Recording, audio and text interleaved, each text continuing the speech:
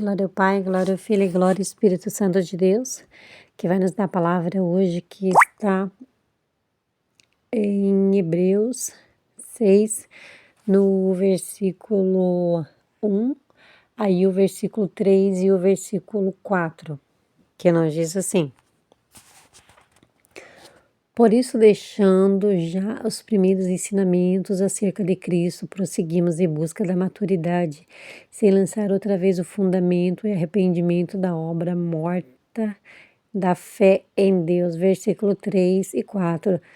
Na verdade, faremos isso se Deus permitir, porque é impossível que aqueles que uma vez foram iluminados provaram o dom celestial e foram feitos participantes do Espírito Santo e provaram a boa palavra de Deus, os poderes vindouros e recaiam, sejam novamente renovados para o arrependimento, crucificando novamente para si o Filho de Deus, expondo a ignomia.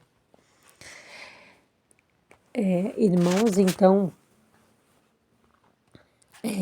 Paulo, em Hebreus, ele diz assim, o título diz assim, crescendo na fé. Então, ele nos dá um conselho, ele nos ensina assim, que cada vez a gente venha crescendo no nosso entendimento e ensino da palavra, para que a gente não venha recair no pecado para a morte.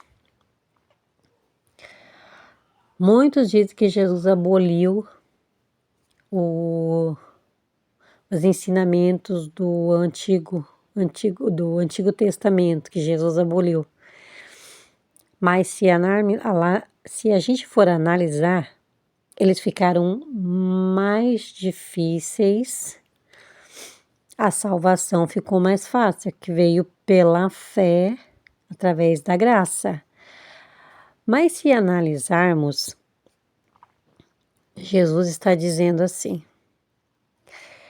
que se você que sabe sobre o adultério, se você cobiçar uma mulher através dos teus olhos e desejar ela, você está pecando, mas ainda há arrependimento para a vida. Mas se você chegar a cometer o ato com essa mulher, isso já é um pecado para a morte.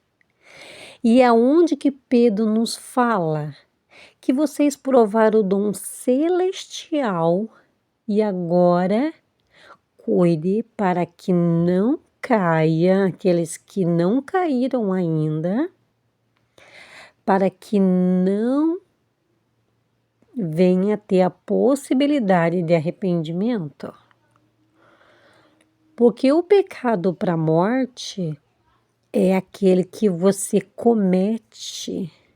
Se você foi assassino e você voltou e não teve autocontrole de si mesmo e acabou cometendo um assassinato novamente e conheceu a palavra de Deus e não soube perdoar aquela pessoa, então aqui Paulo está falando, vai ser impossível renovar o arrependimento, porque você conheceu a verdade, nós conhecemos a verdade e não podemos cometer aquilo de novo. É como o porco que voltou na lama novamente. Se você era prostituta, você não vai se prostituir novamente. Se você voltar a se prostituir novamente, vai ser impossível quase você voltar novamente para a presença de Deus. Se você traiu a tua esposa, é impossível você renovar o arrependimento, porque você conheceu a verdade. Você sabia da onde que do poço de lama que Deus tirou você e tirou a mim. Então hoje o Senhor, ele vem com conselho através dessa palavra: vigie para que você não venha cometer os mesmos pecados que você outrora fazia. Se você se prostituía, não faça isso, não volte a fazer isso, porque vai ser muito difícil você se arrepender novamente. Porque aí você afastou o Espírito Santo da sua vida. Aquele que roubava, que não roube mais. Aquele que roubou e conheceu os dons espirituais, foi batizado em línguas, conheceu a palavra e voltou novamente a praticar isso. É isso que Paulo está dizendo. Existe dois arrependimentos, um para a vida e o outro para a morte. Mas o para a morte é quando você volta a cometer, quando você comete o ato.